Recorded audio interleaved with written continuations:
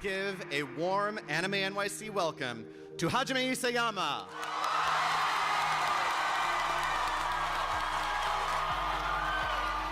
November 2022, Anime NYC.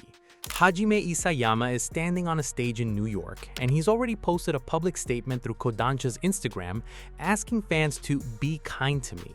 He steps up to the microphone and apologizes for his own ending. Very sorry about that.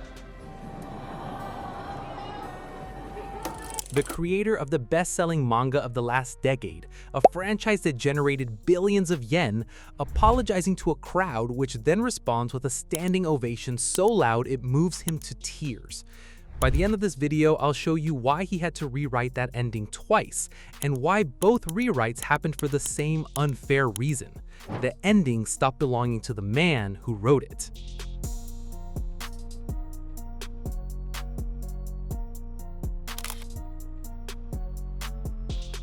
Yeah, for Attack on Titan from a computer game. The whole universe was under attack. 復権派の仲間にダイナにクルーガーに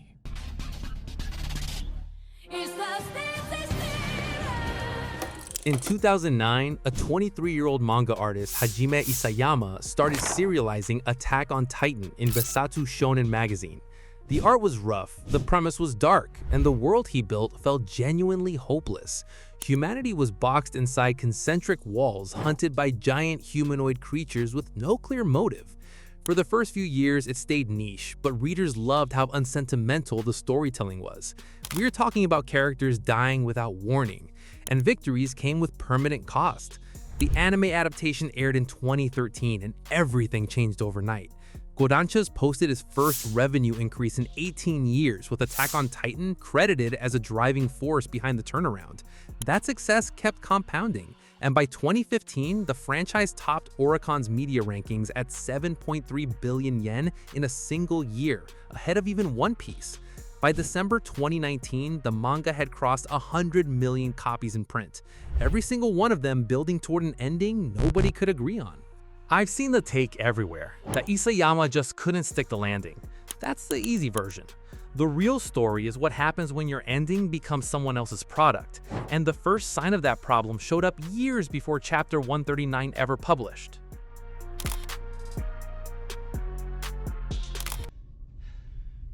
Come on! Come on! Come on!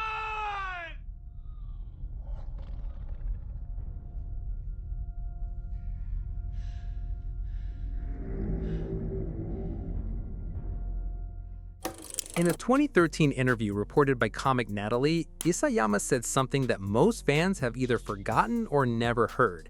He described a completely different ending, one which was modeled after the film The Mist, where the protagonist kills the remaining survivors to spare them from the monsters, only to discover rescue was minutes away. In Isayama's version, everyone was supposed to die, but he admitted he had to abandon that plan because the anime had just exploded and millions of new fans were flooding in, people who hadn't signed up for an ending where everybody dies. 6 years later, at the 2019 final exhibition in Tokyo, he went further. He described what had originally driven the whole story. I think I wanted to attack something, like betraying people or hurting the readers too. But he realized he had to move away from that instinct towards something gentler, somewhere closer to Guardians of the Galaxy. He'd said it himself as early as 2017. Now I feel responsible toward the reader. And that's the part I keep coming back to. He first admitted the compromise in 2013, 8 years before the ending was published. By then, he already knew he was writing something other than what he originally envisioned, because the franchise had outgrown the audience that could absorb a tragic ending, and that the emotional cost of staying true to his original vision had become a risk that nobody around him was willing to take. The ending Isayama conceived as a young, unknown artist was killed by the success of the artist he became, not by his choices, but by his circumstances. He wrote the ending he thought people would accept, and then Kodansha made sure he couldn't even do that properly.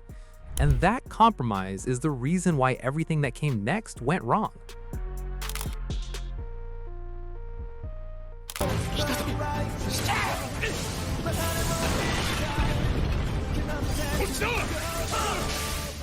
While Isayama was navigating toward an ending he didn't originally want, the machine around him kept accelerating. Manga circulation climbed past 110 million, then 120 million, then 140 million by November 2023, each one making the franchise harder to close.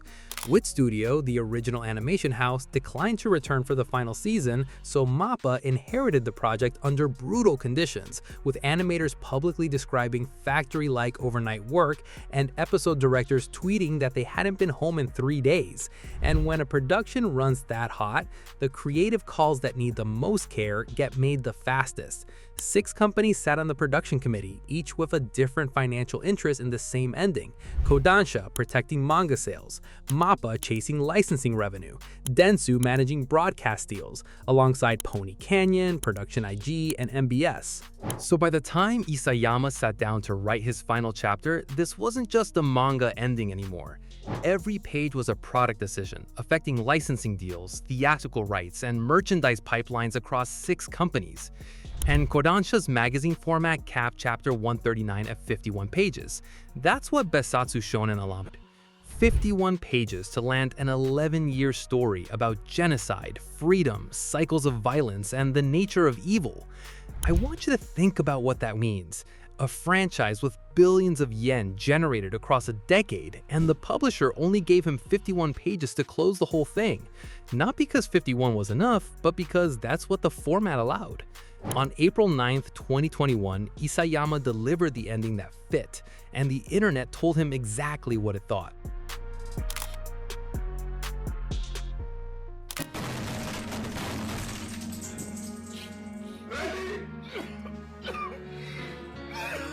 My disappointment is immeasurable. And my day is ruined. Chapter 139 published that day under the title Toward the Tree on That Hill, and within hours the backlash was everywhere. What most fail to realize is that the problems weren't random writing failures. They were what happens when you take a longer, darker ending and flatten it into a shape the franchise could live with. Let's start with Eren's final confession in the Paths. For 10 years, this was a character defined by one thing: he would burn the world down to be free. The entire story built toward the moment where you'd finally understand why. Instead, his motivation collapsed into a shrug. He told Armin he didn't really know why he did the rumbling, his plan to unleash millions of colossal titans to flatten every civilization beyond the walls. The ending Isayama was writing toward wasn't the one he originally designed, and 51 pages is just impossible to bridge that gap. And the problems only got worse from there. The Ymir Fritz parallel was supposed to answer the story's oldest question. Why had the Titan curse persisted for 2,000 years, and what would it take to finally end it? The freedom versus fate tension that drove every chapter depended on this answer. Instead, it reframed the entire cycle as unreciprocated love between a slave girl and the king who enslaved her, crammed into a chapter that had no room to earn it. On top of that, Eren confirmed in passing that the rumbling had killed roughly 80% of all human life outside the walls, roughly 1.6 billion people, mentioned in a single line of dialogue without the story pausing to let anyone feel the weight. But the moment that truly broke the fandom was Armin tearfully thanking Eren for all of it.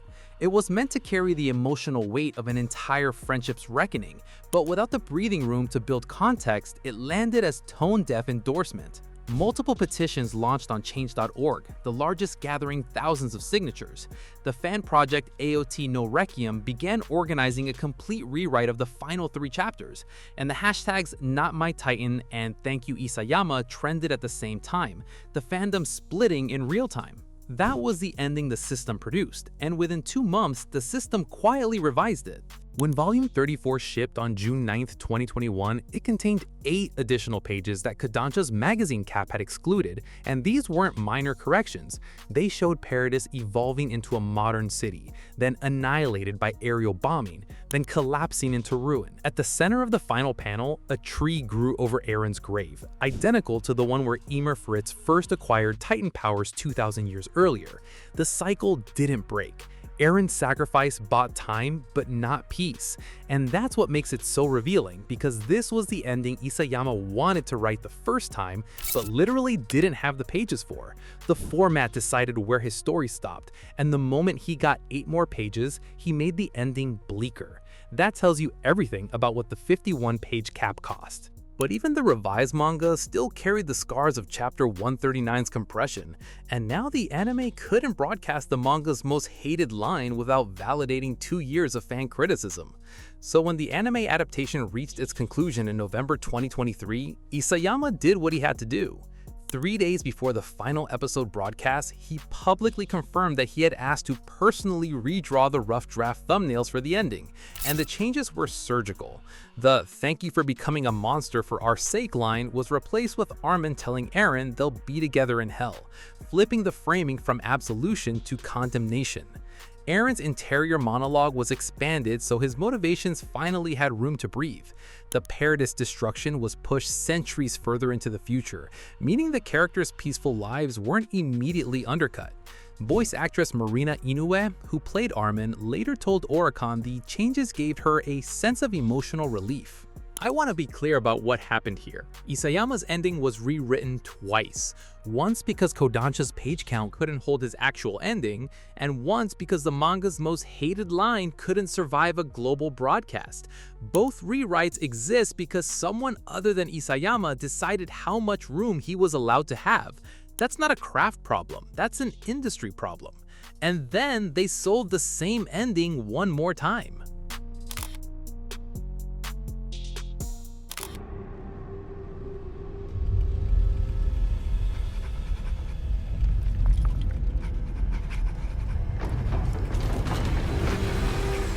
In November 2024, Attack on Titan's The Last Attack hit theaters. The anime finale repackaged as a 145-minute film with upgraded visuals and a new post-credit scene.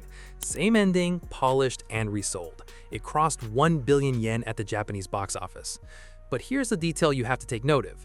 They found the budget for a theatrical repackage that crossed 1 billion yen, but they couldn't give the author more than 51 pages to land the ending properly the first time.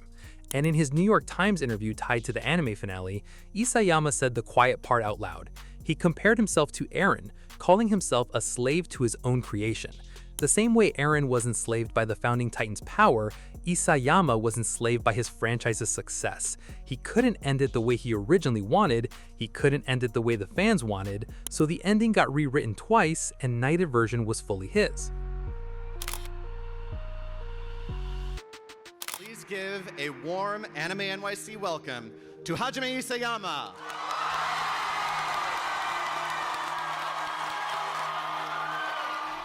Attack on Titan's finale wasn't rewritten twice because Isayama's a bad writer. It was rewritten because the franchise became too valuable to end honestly, and too beloved to end badly. That's the unfair part. Not the backlash, not the page count, not MAPPA's production crunch.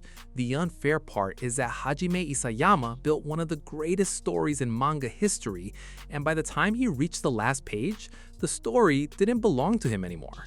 And Isayama wasn't the only mangaka who lost control of their own ending. But that's a story for next time.